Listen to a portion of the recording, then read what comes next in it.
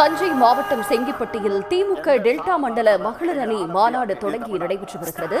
பல்லாயிரக்கணக்கான மகளிர் அணியினர் இந்த விழாவில் கலந்து கொண்டிருக்கிறார்கள். அந்த காட்சிகளை பார்க்கவிருக்கிறோம். விழாவில் முதலமைச்சர் மு.க.ஸ்டாலினுக்கு நினைவு பரிசு வழங்கப்பட்டு வருகிறது.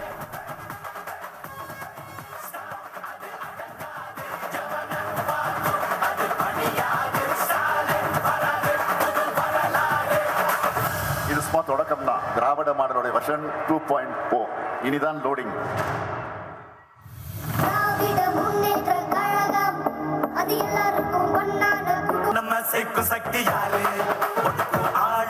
சனாதனத்தை இருவரில் வேறறுத்த எங்கள் அண்ணனே, களமாட எங்களுக்கு நல்வார்த்தை தருக.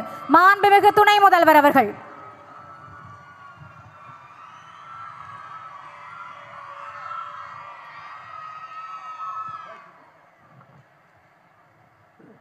டெல்டா மண்டல வெல்லும் தமிழ் பெண்கள் மாநாட்டில் சிறப்புரையாற்றிருக்கக்கூடிய கழக தலைவர் மாண்புமிகு முதலமைச்சர் அவர்களே, மாநாட்டை மிகச்சிறப்பாக ஏற்பாடு செய்திருக்கக்கூடிய கழகத்துடைய முதன்மை செயலாளரும் மாண்புமிகு அமைச்சருமான அண்ணன் நேரு அவர்களே, மாநாட்டிற்கு தலைமையேற்றிருக்கக்கூடிய கழகத்துடைய துணை பொதுச் செயலாளர் அத்தை கனிமொழி கருணாநிதி அவர்களே, கழக துணை பொதுச் செயலாளர்கள் அண்ணன் பொன்முடி அவர்களே, நாடாளுமன்ற உறுப்பினர் அண்ணன் ஆர் ராசா அவர்களே, மாண்புமிகு அமைச்சர் அண்ணன் திரு மு.பே. சாமிநாதன் அவர்களே, கழக அமைப்பு செயலாளர் அண்ணன் ஆர்.எஸ். பாரதி அவர்களே, அண்ணன் டி.கே.எஸ். இளங்கோவன் உள்ளிட்ட அனைத்து தலைமை கழக நிர்வாகிகளே, மாண்புமிகு அமைச்சர்கள் அண்ணன் கோவி செழியன், சகோதரி கயல்வழி செல்வராஜ் உள்ளிட்ட அனைத்து அமைச்சர் பெருமக்களே, மாநில இளைஞரணியினுடைய துணை செயலாளர் சகோதரர் இளையராஜா உள்ளிட்ட இளைஞரணி நிர்வாகிகளே, அண்ணன் துரை சந்திரசேகரன், அண்ணன் பழனிவேல், அண்ணன் சாக்கோட்டை அன்பழகன் உள்ளிட்ட அனைத்து மாவட்ட கழக செயலாளர்களே, அண்ணன் கே சகோதரர் முரசொலி உள்ளிட்ட அனைத்து நாடாளுமன்ற உறுப்பினர்களே, சகோதரி தமிழரசி, சகோதரி அமுலு விஜயன், அண்ணன் நீலமேகம், அண்ணன் அசோக்குமார், அண்ணன் அண்ணாதுரை உள்ளிட்ட அனைத்து சட்டமன்ற உறுப்பினர்களே, மாநகர மேயர் சகோதரர் சன் ராமநாதன், துணை மேயர்கள் அண்ணன் தமிழரகன், மருத்துவர் அஞ்சுக பூபதி உள்ளிட்ட அனைத்து உள்ளாட்சி அமைப்புகளுடைய பிரதிநிதிகளே, முன்னாள் அமைச்சர்கள் அண்ணன் எஸ்.எஸ். பழனிமாணிக்கம் அவர்களே, அண்ணன் வைத்தியலிங்கம் அவர்களே, மாநில மகளிர் அணி தலைவர் அக்கா விஜயா தாயன்மன் அவர்களே, மாநில செயலாளர் அக்கா எலன் டேவிட்சன் அவர்களே, தொண்டரணியுடைய மாநில செயலாளர் அக்கா நாமக்கல் ராணி அவர்களே, இரு அணிகளுடைய இணை மற்றும் துணை செயலாளர்களே, வலைதள பொறுப்பாளர்களே, அக்கா கார்ல் மார்க்ஸ் அவர்களே, அக்கா மலர் மரகதம் அவர்களே, அண்ணன் பூதலூர் முருகானந்தம் உள்ளிட்ட அனைத்து ஒன்றிய நகர பகுதி பேரூர் கிளை வார்டு கழக செயலாளர்களே, ஒருங்கிணைந்த தஞ்சை மாவட்ட மகளிர் அணி மகளிர் தொண்டரணி அமைப்பாளர்களே, டெல்டா மாவட்டங்களைச் சேர்ந்த அனைத்து மகளிர் அணி மகளிர் தொண்டரணி நிர்வாகிகளே, வந்திருக்கக்கூடிய சகோதரிகளே, அருமை அக்காக்களே, என்னுடைய அம்மாக்களே, கழகத்துடைய மூத்த முன்னோடிகளே, முத்தமிழர் டாக்டர் கலைஞருடைய உயிரினும் மேலான அன்பு உடன்பிறப்புகளே, அத்தனை பேருக்கும் முதல்ல என்னுடைய வணக்கத்தை தெரிவித்துக் கொள்கின்றேன். நம்முடைய டெல்டா மாவட்டத்தை, குறிப்பாக இந்த ஒருங்கிணைந்த தஞ்சை மாவட்டத்தை திராவிட இயக்கத்துடைய தொட்டில் அனைவரும் சொல்லுவாங்க. முத்தமிழர் கலைஞர் அவர்களை தந்த மண் இந்த டெல்டா பகுதி. நம்முடைய கழக தலைவர் அவர்களும் அடிக்கடி பெருமையாக சொல்வார்கள், நானும் ஒரு டெல்டாக்காரன் என்று நம்முடைய தலைவர் அவர்கள் குறிப்பிட்டு சொல்வார். அப்படிப்பட்ட இன்னைக்கு தமிழ் மண்ணில் இன்னைக்கு இந்த வெல்லும் தமிழ் பெண்கள் மகளிர் மாநாடு மிகச்சிறப்பாக எழுச்சியோடு நடைபெற்றிருக்கிறது. இதை சிறப்பாக ஏற்பாடு செய்த கழகத்துடைய பொதுச் செயலாளர் அத்தை கனிமொழி கருணாநிதி அவர்களுக்கும் கழகத்துடைய முதன்மை செயலாளர் அண்ணன் நேரு அவர்களுக்கு முதல்ல என்னுடைய பாராட்டுக்கள், வாழ்த்துக்கள், என்னுடைய நன்றியை நான் தெரிவித்துக் கொள்கின்றேன்.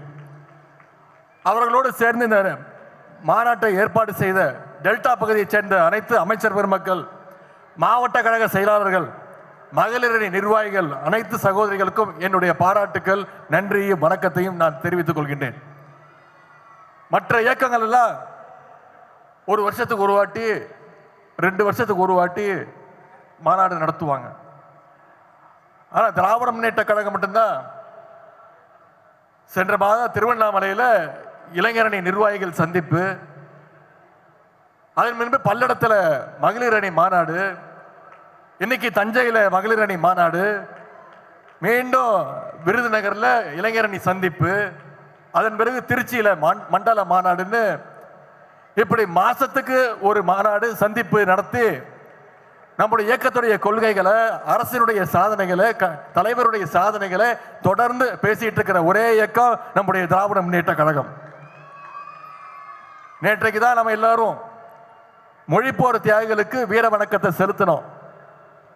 இந்தி திணிப்புக்கு எதிராக முதல்ல பெண்களை திரட்டி போராடினது யாருன்னு பார்த்தீங்கன்னா இந்த டெல்டா பகுதியை சேர்ந்த தர்மாம்பாள் அம்மையார், மூவலூர் ராமாமிர்தம் அம்மையார் அவர்கள் தான்.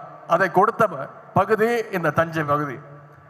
அது மட்டும் இல்லை, தென்னிந்தியாவுடைய முதல் பெண் டாக்டர் கொடுத்தது இந்த டெல்டா பகுதி தான். டாக்டர் முத்துலட்சுமி அம்மையாரை கொடுத்த டெல்டா பகுதி. அப்படிப்பட்ட இந்த பகுதி தான் நம்முடைய முத்தமிழர் கலைஞர் அவர்களையும் கொடுத்தது. இந்தியாவிலே முதன்முறையாக பெண்களுக்கு குடும்ப சொத்துல சம உரிமை கொடுத்தது டாக்டர் கலைஞர். இந்தியாவிலே முதன்முறையாக காவல்துறையில பெண்களுக்கு சம வாய்ப்பை ஏற்படுத்தி கொடுத்தவர் டாக்டர் கலைஞர். இந்தியாவிலே முதன்முறையாக மகளிர் சுய உதவிக்குழுக்களை ஆரம்பிச்சு வச்சது டாக்டர் கலைஞர். இப்படி சொல்லிக்கிட்டே போலாம். இன்னைக்கு கலைஞர் வழியில நம்முடைய கழக தலைவர் அவர்கள் பெண்களுக்கு பார்த்து பார்த்து நம்முடைய ஆட்சியை நடத்திட்டு வராங்க. நம்முடைய தலைவர் அவர்கள் ஆரம்பிச்சு வச்சதுதான் விடியல் பயண திட்டம், காலை உணவு திட்டம், புதுமை பெண் திட்டம், கலைஞர் மகளிர் உரிமை தொகை திட்டம். இன்னைக்கு மாசம் 1,30,00,000 மகளிருக்கு கலைஞர் மகளிர் உரிமை தொகை கொடுத்துட்டு இருக்கார் நம்முடைய தலைவர் அவர்கள். அது மட்டும் இல்லை, இங்க வந்திருக்கக்கூடிய உங்கள பல பேர் மேயரா, துணை மேயரா, நகர்மன்ற ஊராட்சி மன்ற தலைவர்களா இருக்கீங்கன்னா அதற்கு வழி செய்தது நம்முடைய கழக ஆட்சி, நம்முடைய கழக தலைவர் அவர்கள். இப்படி மகளிர் முன்னேற்றத்திற்கு ஒட்டுமொத்த இந்தியாவுக்கே எடுத்துக்காட்டாக, வழிகாட்டியாக நம்முடைய தலைவர் அவர்கள் ஆட்சி செய்து கொண்டிருக்கிறார். இப்போ தேர்தல் நெருங்கி வந்துருச்சு. இன்னும் 2 மாதங்கள்ல தேர்தல், 3 மாதங்கள்ல தேர்தல். தேர்தல் எப்பொழுது வந்தாலும் ஒன்றிய பிரதமர் திரு மோடி அவர்கள் அடிக்கடி தமிழ்நாட்டுக்கு வருவார். 2 நாளுக்கு முன்பு வந்திருந்தார். வந்து என்ன பேசினாரு? நம்முடைய திராவிட மாடல் ஆட்சியில பெண்களுக்கு பாதுகாப்பு இல்லைன்னு பேசினது யாரு? ஒன்றிய பிரதமர் திரு மோடி அவர்கள். திரு மோடி அவர்களே, மைக்குன்னு நினைச்சு நீங்க கண்ணாடியை பார்த்து பேசிக்கிட்டு இருக்கீங்க.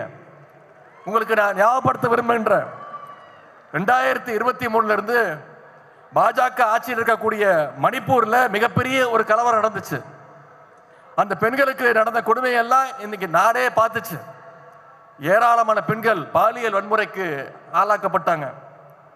அது மட்டும் இல்ல, பாஜக ஆட்சி சரியில்லை, சட்டம் ஒழுங்கு கெட்டு போச்சுன்னு இன்னைக்கு மணிப்பூர்ல ஆட்சி கலைக்கப்பட்டு 1 வருஷமா குடியரசுத் தலைவர் ஆட்சி நடக்குது மணிப்பூர்ல. 2002ஆம் ஆண்டு இதே பிரதமர் திரு மோடி அவர்கள் குஜராத்துடைய முதலமைச்சராக இருக்கும் பொழுது முஸ்லிம் மக்களுக்கு எதிராக ஒரு மிகப்பெரிய கலவரத்தை ஏற்படுத்தினாங்க. அந்த கலவரத்தில் அதிகமாக பாதிக்கப்பட்டது யாருன்னு பார்த்தீங்கன்னா பெண்கள். 5 மாத கர்ப்பிணி பில்கிஸ் பானுவை சங்கி கூட்டம் பாலியல் பலாத்காரம் செஞ்சிச்சு. குடும்பத்தையே கொலை பண்ணாங்க. அந்த கொடூரமான வழக்கில் குற்றவாளிகள் பக்கம் நின்னது பாஜக அரசு. காஷ்மீர்ல ஆசிஃபான்னு ஒரு சிறுமி, உத்தரப்பிரதேச மாநிலம் ஹத்ராஸ்னு ஒரு கிராமத்தில் இருந்து ஒரு பட்டியலில் சிறுமி, இப்படி பல பெண்கள் பாலியல் வன்கொடுமை பண்ணி சங்கிகள் கொலை பண்ணாங்க. அந்த குற்றவாளிகளுக்கு ஆதரவு குரல் கொடுத்த கேடுகட்ட கட்சி தான் பாஜக. இந்தியாவிலேயே பெண்கள் அதிகமா வேலைக்கு போற மாநிலம்னு பாத்தீங்கன்னா நம்முடைய தமிழ்நாடு. அதே மாதிரி இந்தியாவிலேயே பெண்களுக்கு எதிரான குற்றங்கள் அதிகமா நடக்கிற மாநிலங்கள் எதுன்னு எடுத்து பார்த்தீங்கன்னா உத்தரப்பிரதேசம், மகாராஷ்டிரா, ராஜஸ்தான், மத்திய பிரதேசம் இந்த 4 மாநிலங்களையும் ஆட்சி செய்து கொண்டிருப்பது பாஜக அரசு. பெண்களுக்கு இவ்வளவு கொடுமைகளை செஞ்சுட்டு தமிழ்நாட்டுக்கு வந்து பெண்கள்கிட்ட வந்து ஓட்டு கேட்கறது வெட்கமா இல்லையா திரு மோடி அவர்கள் என்று உங்களை பார்த்து தமிழ்நாட்டு பெண்கள் கேட்கிறாங்க. இப்படிப்பட்ட பாசிஸ்டுகள் தமிழ்நாட்டுக்குள்ள வந்தாங்கன்னா மகளிருக்கும் பாதுகாப்பு இருக்காது, நம்முடைய மாநிலத்துக்கும் பாதுகாப்பு இருக்காது. இப்ப கூட பெண்களுக்கு பேருதவியா இருக்கக்கூடிய 100 நாள் வேலைவாய்ப்பு திட்டத்தை எப்படியாவது முடக்குறோன்னு ஒன்றிய அரசு முயற்சிக்குது. இவ்வளவு நாளா 100 நாள் வேலை திட்டத்துக்கு நிதியை ஒதுக்காம இழுத்தடிச்சாங்க.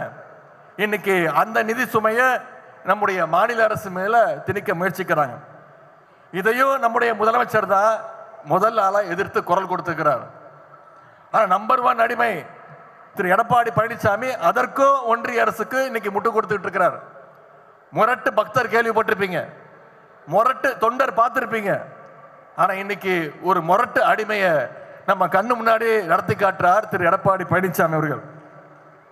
இன்னைக்கு எப்படியாச்சும் தமிழ்நாட்டுக்குள்ள நுழைஞ்சிடலான்னு பாசிஸ்டுகள் கனவு காண்றாங்க. பழைய அடிமைகள் மட்டுமல்லாம இன்னைக்கு புது புது அடிமைகளும் உருவாயிருக்கிறாங்க. அவங்க எத்தனை பேர் வேணாலும் கிளம்பி வரட்டும். திராவிட முன்னேற்ற கழகத்தை நம்முடைய தமிழ்நாட்டை அவங்களால தொட்டு கூட பார்க்க முடியாது. அதற்கு இங்க இருக்கக்கூடிய நம்முடைய மகளிர் படை நிச்சயம் ஒரு காவல் அரணாக தமிழ்நாட்டுக்கு இருப்பாங்க. ஒவ்வொரு அரசுக்கும் ஒரு அடையாளம் இருக்கும். ஒன்றிய பாஜக அரசு எடுத்துக்கிட்டீங்கன்னா அதோட அடையாளம் பாசிசம்னு சொல்லுவாங்க. முன்பு இருந்த அதிமுக அரசுடைய அடையாளம் அடிமை அதிமுக அரசுன்னு சொல்லுவாங்க. ஆனா நம்முடைய திராவிட மாடல் அரசுக்கு என்ன அடையாளம்? இது முழுக்க முழுக்க மகளிருக்கான அரசுங்கிறதா நம்முடைய அரசுடைய அடையாளம். இந்த அரசு அமைய காரணமாக இருந்தது இங்க வந்திருக்கக்கூடிய மகளிர் நீங்க தான். இன்னைக்கு இந்த அரசை கொண்டாடி கொண்டிருக்கிறதும் இங்க வந்திருக்கக்கூடிய மகளிர் நீங்க தான். ஆகவே நம்ம அரசுடைய சாதனைகளை, திட்டங்களை, கொள்கைகளை நீங்க மகளிர் மக்கள்கிட்ட எடுத்து கொண்டு போய் சேர்க்கணும். நம்முடைய கழக அணி 200க்கும் அதிகமான தொகுதிகளில் வெற்றி பெற வேண்டும். கழகம் 7வது முறையாக ஆட்சி அமைக்க வேண்டும். நம்முடைய தலைவர் 2வது முறையாக மீண்டும் முதலமைச்சர் பொறுப்பில் உட்கார வேண்டும், அமர வேண்டும். அதற்கு இங்க வந்திருக்கக்கூடிய மகளிர் நீங்க அடுத்த 80 நாட்களுக்கு நீங்க தேர்தல் பிரச்சார களத்தில் இறங்கி உங்களுடைய தேர்தல் பிரச்சாரத்தை நீங்கள் இன்னும் அதிகமாக வேகமாக நீங்கள் செய்ய வேண்டும் என்று கேட்டுக்கொண்டு ஒவ்வொருத்தரும் அயராது உழைக்க வேண்டும். நம்முடைய திராவிட மாடல் பார்ட் 2 அதற்கு மக்கள் ரெடி ஆயிட்டாங்க. நம்முடைய முதலமைச்சர் தலைவர்கள் சொன்னது போல நாம தான் மீண்டும் வெல்வோம், நாம தான் மீண்டும் வருவோம் என்று கூறி உங்க அத்தனை பேருக்கும் மீண்டும் என்னுடைய வாழ்த்துக்களை கூறி நம்முடைய தலைவருடைய ஆட்சி தொடரட்டும், தமிழ் பெண்கள் வெல்லட்டும். நன்றி, வணக்கம். உடனுக்குடன் செய்திகளை தெரிந்து கொள்ள சன் நியூஸ் பெல் ஐகானை கிளிக் பண்ணுங்க.